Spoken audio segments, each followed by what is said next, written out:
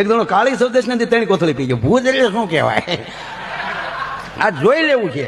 એટલે કોકે કીધું કે ભાઈ જરખ્યું મહાણ છે ત્યાં થાય ભૂત.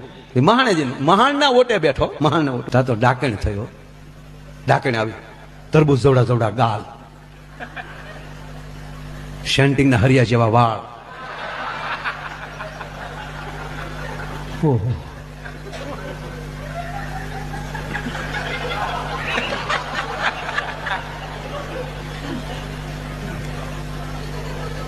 બાવી ફૂટની ઊંચાઈ,